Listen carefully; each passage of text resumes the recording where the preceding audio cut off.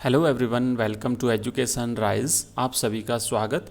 आज की इस क्लास में हम हिंदी अनिवार्य के लिए अभिव्यक्ति और माध्यम का जो चैप्टर है उसके महत्वपूर्ण प्रश्न उत्तर करने वाले हैं। तो आइए करते हैं शुरू। बहुत ही महत्वपूर्ण प्रश्न उत्तर है, एक बार जरूर देखिएगा। आइए, पहला प्रश्न है, रेडियो पर प्रसारण के लिए तैयार की जाने वाली समाचार कॉपी की विशेषताएं बताइए। एग्जाम में आने वाले इंपॉर्टेंट प्रश्न है, अच्छी तरह से याद कर लीजिएगा।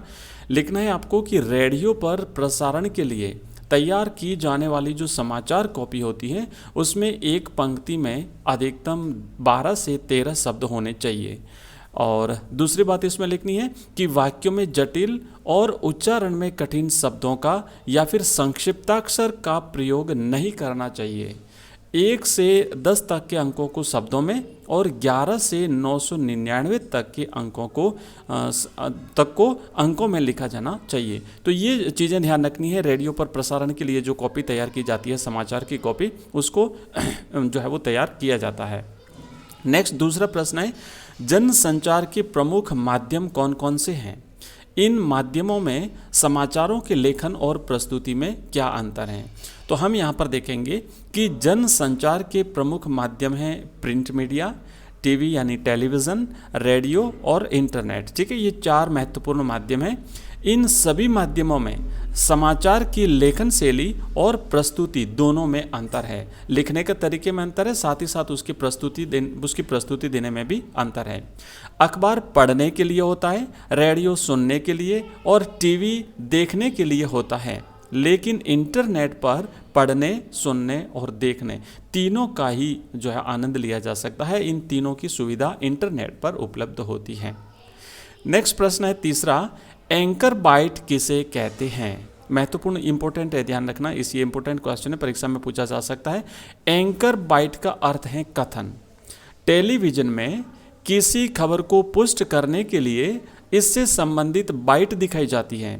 याद रखिएगा, कोई भी जब सूचना आती है, कोई खबर आती है, तो उसकी पुष्टि के लिए, उसके प्रमाणीकरण के लिए उससे संबंधित बाइट दिखाई जाती है। जैसे किसी घटना के बारे में प्रत्यक्षदर्शियों या फिर संबंधित व्यक्तियों का कथन दिखाकर और सुना करके समाचारों को प्रामाणिकता प्रदान करने के लिए इसका प्रयोग किया जाता है। ये एंकर बाइट कहलाता है। यानी किसी भी खबर को प्रमाणित करने के लिए उससे संबंधित जो व्यक्ति है या फिर वहाँ मौजूद प्रत्यक्षदर्शी है, उसके कथन ये जो है लोगों को सुनाए जाते हैं, तो इस तरीके से उसकी प्रामाणिकता सिद्ध होती है।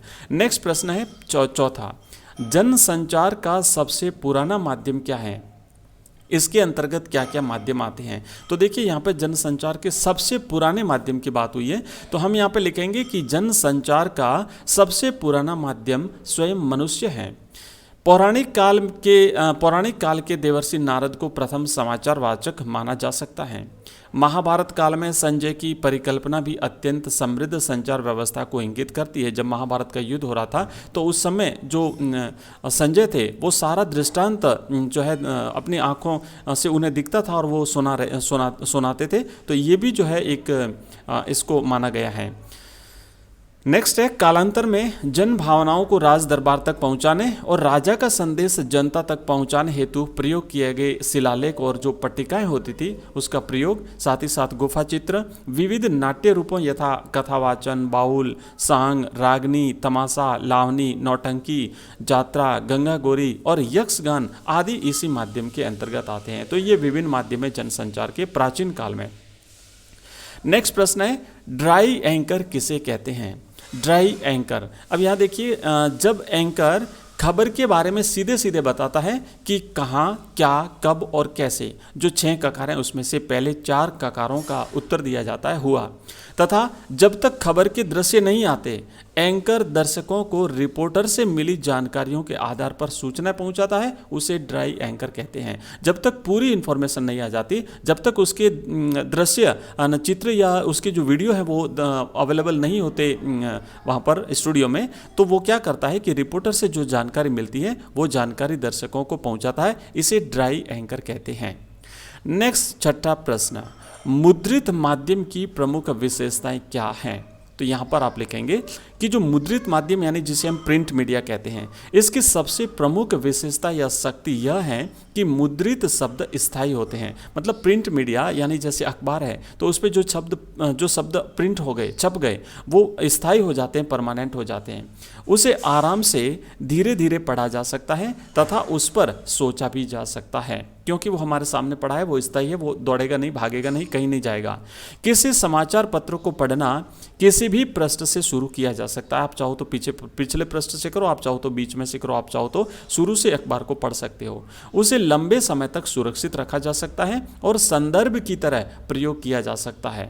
इसकी भाषा व्याकरण सम्मत और अनुशासित होती है। यह चिंतन, विचार और विश्लेषण का साधन है। तो अखबार जो होता है उसे हम इस तरीके से प्रयोग कर सकते हैं, क्योंकि वो हमारे साथ लंबे समय तक सुरक्षित रह सकता है। जबकि रेडियो में जिस समय बोला जा रहा है उसी समय हमें सुनना पड़ेगा, और टीवी में भी जिस समय खबर दिखाई जा रही है उसी समय हमें देखनी पड़ेगी। हमारे पास चिंतन करने का, सोचने का, विचार करने का जो है वो समय नहीं होता है।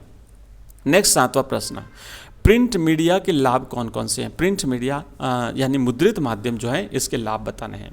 तो प्रिंट मीडिया को धीरे धीरे दोबारा या मर्जी के अनुसार पढ़ा जा सकता है। अखबार जैसे उदाहरण के तौर पर हम इसे जितनी देर चाहे उतनी देर धीरे धीरे पढ़ सकते हैं, 2 बार, 4 बार, 6 बार पढ़ सकते हैं, और कहीं से भी इसकी शुरुआत हम कर सकते हैं। किसी भी पृष्ठ या समाचार को पहले या बाद में पढ़ा जा सकता है, और साथ ही साथ इन्हें सुरक्षित रखकर संदर्भ की तरह इस्तेमाल किया जा सकता है। अगर हमें कहीं पर दिखाना हो किसी को कोई चीज़, तो अखबार की हम कटिंग या फिर पूरा अखबार हम उसे ले जा करके संदर्भ के तौर पर प्रस्तुत कर सकते हैं। नेक्स्ट 8वां प्रश्न है, आधुनिक युग में जनसंचार का सबसे पुराना माध्यम क्या है? अब देखिए, आधुनिक युग की बात हुई है। प्राचीन युग में तो हमने देखा कि मनुष्य स्वयं ही जनसंचार का माध्यम था, और धीरे धीरे किस तरीके से समाचार जो है वो आगे से आगे पहुंचाए जाते थे। लेकिन वर्तमान समय की बात करें कि अगर आधुनिक युग की बात करें तो जनसंचार का सबसे पुराना माध्यम क्या है? तो यहाँ पर आधुनिक युग में प्रिंट मीडिया यानी जो मुद्रित माध्यम है, ये जनसंचार का आधुनिक युग में सबसे पुराना माध्यम है। आधुनिक युग का प्रारंभ ही मुद्रण या फिर छपाई के आविष्कार से हुआ था, प्रिंटिंग प्रेस के आविष्कार से हुआ था। यद्यपि मुद्रण का प्रारंभ चीन में हुआ था, पर आज हम जिस छापेखाने यानी प्रेस को देखते हैं, इसका श्रेय जर्मनी के गुटेनबर्ग को जाता है। नेक्स्ट प्रश्न है 9वां, ब्रेकिंग न्यूज़ क्या आशय है? अगर आपको ये वीडियो पसंद आ रहा है तो चैनल को सब्सक्राइब जरूर करिएगा, और जो नए विद्यार्थी हैं, जो नए स्टूडेंट हैं, जो पहली बार चैनल पर आए हैं, उनसे रिक्वेस्ट चैनल को सब्सक्राइब करेंगे, अपने मित्रों के साथ भी इसे शेयर करेंगे। आइए आगे बढ़ते हैं। नेक्स्ट जो प्रश्न है कि ब्रेकिंग न्यूज़ का क्या आशय है? तो ब्रेकिंग न्यूज़ का दूसरा नाम है फ्लैश, ठीक है।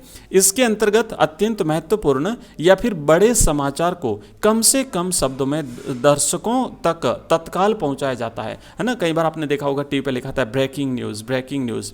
तो जैसे मान लीजिए कोई ऐसी महत्वपूर्ण खबर हो, जैसे कि नेपाल में आया भीषण भूकंप, तो ये जो एक लाइन है ये वहां पर आपको दिखाई जाती है टीवी पर। या फिर 2 रेलगाड़ियों में टक्कर, 10 मरे, सैकड़ों घायल। तो इस तरीके की जो ये खबरें हैं ये ब्रेकिंग न्यूज़ कहलाती हैं। नेक्स्ट 10वां प्रश्न है, मुद्रित माध्यम चिंतन, विचार और विश्लेषण का माध्यम किस प्रकार है? वर्णन करना है आपको। मुद्रित माध्यम यानी प्रिंट मीडिया। तो लिखेंगे कि जो मुद्रित माध्यम है यानी जो प्रिंट मीडिया है वो चिंतन, विचार और विश्लेषण का माध्यम है। इसमें गंभीर और गूढ़ बातें भी लिख सकते हैं। इसका कारण है कि पाठक साक्षर होता है और उसके पास न केवल समझने और सोचने का समय होता है बल्कि उसमें योग्यता भी होती है। नेक्स्ट 11वां प्रश्न है, एनकोडिंग से आप क्या समझते हैं? लिखेंगे आपको एनकोडिंग। एनकोडिंग का मतलब होता है कि संदेश को भेजने के लिए शब्दों, संकेतों या फिर ध्वनि चिन्हों का उपयोग किया जाता है। हमें कोई भी संदेश कहीं और भेजना होता है तो हम या तो उसे शब्दों के माध्यम से भेजेंगे या संकेत बनाएंगे या फिर ध्वनि चिन्हों का प्रयोग हम करेंगे। तो भाषा एक प्रकार का एक कूट चिन्ह या कोड होता है, अतः प्राप्तकर्ता को समझाने योग्य कूटों में संदेश बांधना कूटीकरण या फिर एनकोडिंग कहलाती है। 12वां प्रश्न है, मुद्रित माध्यम की मुख्य कमियों के बारे में आप क्या जानते हैं? प्रिंट मीडिया की जो कमियां हैं वो आपको बतानी है।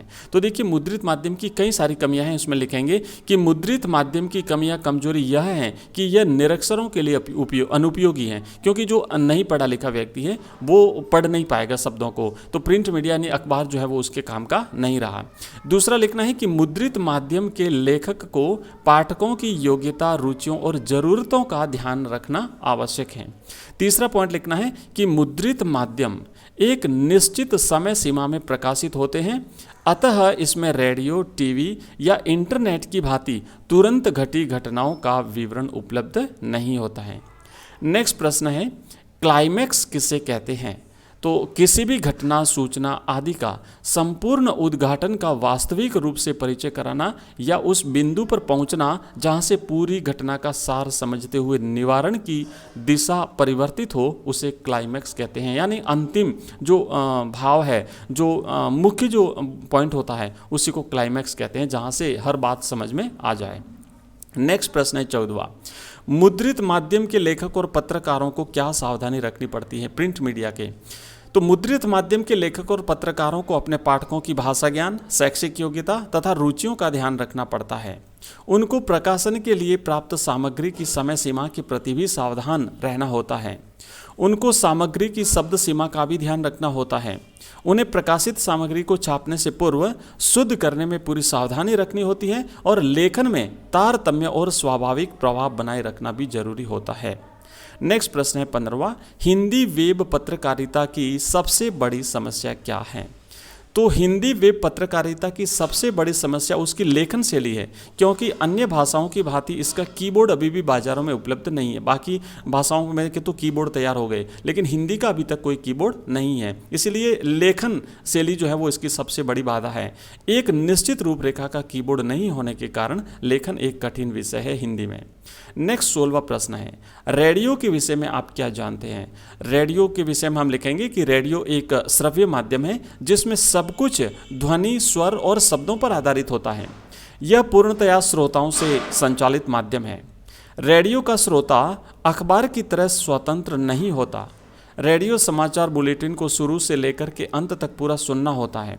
उसमें किसी समाचार को पहले या बाद में अपनी मर्जी से सुनने की सुविधा श्रोता को नहीं होती है। श्रोता न तो इधर उधर जा सकता है और न ही किसी गूढ़ शब्द या वाक्यांश का अर्थ जानने के लिए शब्दकोश का सहारा ले सकता है, क्योंकि समाचार अपनी गति से निरंतर आगे बढ़ता रहता है। नेक्स्ट 17वां प्रश्न है, नई पीढ़ी में इंटरनेट के अधिक लोकप्रिय होने का क्या कारण है? तो यहाँ पर हम लिखेंगे कि जो नई युवा पीढ़ी है ना, उसको अब समाचार पत्र पर समाचार पढ़ने में आनंद नहीं आता है। उन्हें स्वयं को समय समय पर अपडेट रखने की आदत पड़ गई है। यही कारण है कि नई पीढ़ी इंटरनेट की दीवानी है। इंटरनेट द्वारा सूचना, विज्ञान और निजी तथा सार्वजनिक संवाद का आदान प्रदान कर सकते हैं। और नेक्स्ट 18वां प्रश्न है, रेडियो समाचार की संरचना की शैली के बारे में लिखिए। तो आपको यहाँ पे लिखना है कि रेडियो समाचार लेखन अखबारों से सर्वथा भिन्न होता है।